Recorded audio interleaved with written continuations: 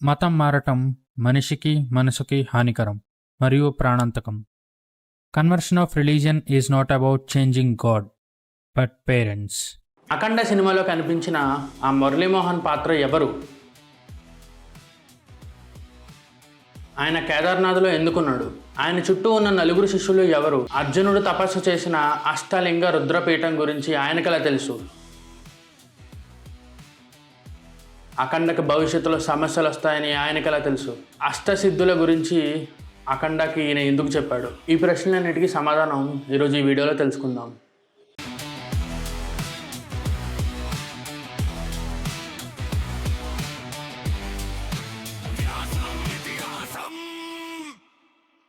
వ్యాసం ఇతిహాసం ఛానల్కు స్వాగతం. మీరందరూ అఖండ తాండవం చిత్రాన్ని చూసే ఉంటారు అనుకుంటున్నాను.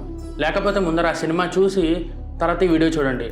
ఆ చిత్రంలో కొంతమంది వ్యక్తుల గురించి, దుష్ట శక్తుల గురించి, మన సనాతన హైందవ ధర్మం గురించి చాలా గొప్పగా అయితే చూపించే ప్రయత్నం చేశారు. ఆ అఖండ తాండవం చిత్రంలో కేదార్నాథ్ దగ్గర ఒక మహర్షిని చూపించే ప్రయత్నం అయితే చేశారు. ఆ పాత్రని మురళీమోహన్ గారు ప్లే చేశారు. ఆయన పేరు మనకి చిత్రంలో ఎక్కడ చెప్పలేదు, కానీ ఆయన మాటల్లో గాంభీర్యం, ఆయన అర్జునుడి గురించి చెప్పే తీరు, అష్టసిద్ధుల గురించి, భవిష్యత్తులో అఖండ ఎదుర్కోబోయే సమస్యల గురించి తనకు చెప్పే తీరు, ఇవన్నీ చూస్తుంటే మనకి గుర్తొచ్చే ఏకైక వ్యక్తి వేదవ్యాసుల వారు. నిస్సందేహంగా ఆ మురళీమోహన్ గారు ప్లే చేసిన పాత్ర వేదవ్యాసుల వారిదే. ఎందుకంటే ఆయన చిరంజీవి. ఆయనకు మాత్రమే ఈ కలియుగంలో మరొకళ్ళకి అష్టసిద్ధులని ప్రసాదించేటటువంటి శక్తి ఉంది. దాంతోపాటు ఆయనే చెప్తాడు, అఖండ చిన్నపిల్లాడిగా ఉన్నప్పుడు తనకి అఘోర సాధనను తనే నేర్పించాడు, తనే చూసుకున్నాడు. తనే ఈ కలియుగానికి అఖండను ఒక సనాతన ధర్మ రక్షకుడిగా తయారు చేస్తాడు. సో ఇదంతా చేయగలిగింది వ్యాస మహర్షి మాత్రమే. సో ఈ వీడియోలో మనం వ్యాస మహర్షి గురించి కొంత క్లుప్తంగా తెలుసుకునే ప్రయత్నం చేద్దాం. వ్యాసం వశిష్ఠ నప్తారం శక్తి పౌత్రమకల్మషం పరాశరాత్మజం వందే సుఖతాతం తపోనిధిం.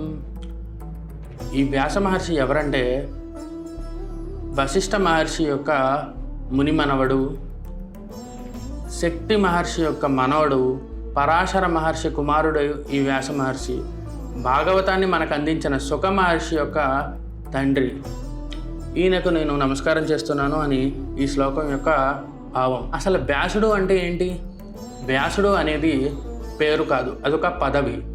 అంటే ప్రతి ద్వాపరాంతమునందు కూడా ఆ శ్రీ మహావిష్ణువు కలియుగ మానవుల కోసం వేద సారాన్ని మొత్తం విభజిస్తాడు, వ్యాసం చేస్తాడు. అందుకే ఆయన్ని వేదవ్యాసులు అంటారు.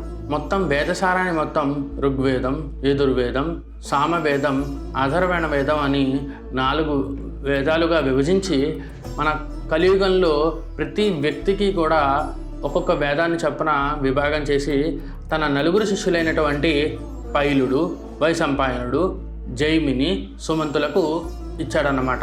ఈయన భారత ఇతిహాసమైనటువంటి శ్రీ మహాభారతాన్ని రచించాడు. దాంతోపాటు 18 మహాపురాణాలని, 18 ఉపపురాణాలని కూడా రచించాడు. ఈయన ముందు చెప్పుకున్నట్టే పరాశర మహర్షికి సత్యవతీదేవికి జన్మించాడనమాట.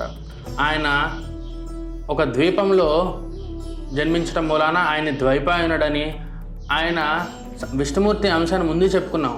ఆయన కూడా విష్ణుమూర్తిలాగే నీలమేఘ ఛాయ శరీరుడై ఉంటాడు. అందుకనే ఆయన్ని కృష్ణ ద్వైపాయనుడు అంటారు.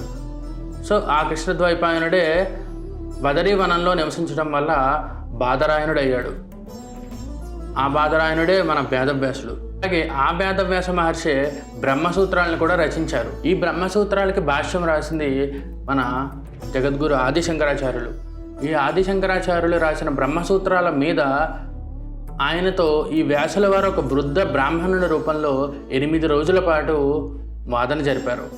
కానీ ఆఖరిలో వ్యాసుల వారే అని గుర్తుపెట్టినటువంటి శంకరులు ఆయనకు ప్రణమిల్లారు. మన జగద్గురువులకే జగద్గురువు ఈ వ్యాసుల వారు. అందుకే అంటారు, నారాయణ సమారంభం వ్యాస శంకర మధ్యమం అస్మదాచార్య పర్యంతం వందే గురు పరంపరం అని. అలాగే ఈ చిత్రంలో చూపించినట్టు అష్టసిద్ధులు అంటే ఏంటో కొంచెం క్లుప్తంగా తెలుసుకునే ప్రయత్నం చేద్దాం. అష్టసిద్ధులు అంటే అనిమ, మహిమ, గరిమ, లగిమ, ప్రాప్తి, ప్రాకామ్య, ఈసత్వ, వసిత్వ. వీటి గురించి చాలా క్లుప్తంగా మాట్లాడుకుంటే కనుక అనిమ అంటే చాలా సూక్ష్మంగా మారటం అన్నమాట. అంటే యాంట్మ్యాన్ని మనం ఎగ్జాంపుల్గా తీసుకోవచ్చు. మహిమ అంటే చాలా జైగాంటిక్ ఫామ్లోకి మారటం. దీనికి కూడా మనం యాంట్మ్యాన్లోని జైంట్ మ్యాన్ని మనం ఎగ్జాంపుల్గా తీసుకోవచ్చు. లగిమ అంటే చాలా తేలిగ్గా మారటం అనమాట. తేలిగ్గా మారటం అంటే తన డెన్సిటీని తగ్గించేసుకోవటం. అంటే మనం ఇక్కడ విజన్ని ఎగ్జాంపుల్గా తీసుకోవచ్చు. అలాగే గరిమ అన్నా కూడా తన డెన్సిటీని ఇంక్రీజ్ చేసుకోవటం. ఇది విజన్లో మనకి కనిపిస్తుంది. ప్రాప్తి అంటే అనుకున్న వెంటనే ఉన్న పలంగా ఒక చోట నుంచి ఇంకొక చోటుకి వెళ్ళగలగటం అన్నమాట. ఇది పవర్ ఆఫ్ ఫ్లైట్ ఆర్ లేకపోతే టెలిపోర్టేషన్ కిందకి వచ్చేసిద్ది. ప్రాకామ్యం అంటే తను అనుకున్న మాట ఖచ్చితంగా నిజమే తీరుతుంది. ఈసత్వం అంటే నియంత్రణ శక్తి. అంటే మనకి ఈ చిత్రంలో చూపించినట్టు శూలం తన మాట వింటుంది, హనుమంతులు వారి గద కూడా తన మాట వింటుంది. సో సృష్టిలో ఉన్న ప్రతి వస్తువు మీద తనకి కంట్రోల్ ఉండటం, నియంత్రణ ఉండటం. వసిత్వం అంటే టెలిపతి, టెలికనెసిస్ లాంటి శక్తి. టెలికనెసిస్ అంటేనే ఇందాక చెప్పినటువంటి ఈసత్వం. ఇది టెలిపతి అంటే ఎదుటివారి మనసుల్లో ఏదుందో తెలుసుకోవటం, వారిని మనం కంట్రోల్ చేయటం అన్నమాట. సో తెలుసుకున్నారు కదా అష్టసిద్ధుల గురించి. పురాణాల్లో ఈ అష్టసిద్ధులు కలిగిన వ్యక్తి ఒకళ్ళు ఉన్నారు. వాళ్ళ గురించి కామెంట్ సెక్షన్లో తెలపండి, చూద్దాం. సో మీరు ఇంకా కనుక అఖండ చిత్రాన్ని చూడకపోతే తప్పకుండా వెళ్ళి చూడండి. ఈసారి నేను చెప్పిన ఎక్స్ప్లెనేషన్ దృష్టిలో పెట్టుకుని మురళీమోహన్ గారి క్యారెక్టర్ని మళ్ళీ ఇంకొకసారి గమనించండి. ఇలాంటి మూవీ అనాలిసిస్ని సనాతన ధర్మ పరిరక్షణ విధంగా మీకు అందించే ప్రయత్నం చేస్తాను. డూ సబ్స్క్రైబ్ టు వ్యాసం ఇతిహాసం. జై శ్రీరామ్. ఓం నమ శివాయ. ఓ హిందువా, నిన్నే నీ ఫేవరెట్ హీరో సినిమా అయితే టికెట్ 200ది 500 కట్టి కూడా చూస్తావుగా.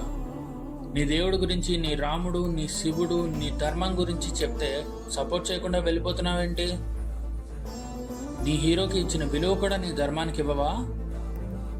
ఒక్కటి గుర్తుపెట్టుకో, నువ్విచ్చే ప్రతి రూపాయి నీ దేవుణ్ణి తిట్టేవాడిని కొట్టే చెప్పు దెబ్బ. నువ్విచ్చే ధనం మన ధర్మానికి ఇంధనం. జై శ్రీరామ్, జై హింద్. చూసారంటే మీకు వీడియో ఖచ్చితంగా నచ్చే ఉంటుంది. సో దీంతో పాటు ఈ 2 వీడియోలు కూడా చూడటానికి ప్రయత్నం చేయండి, మీకు ఖచ్చితంగా నచ్చుతాయి.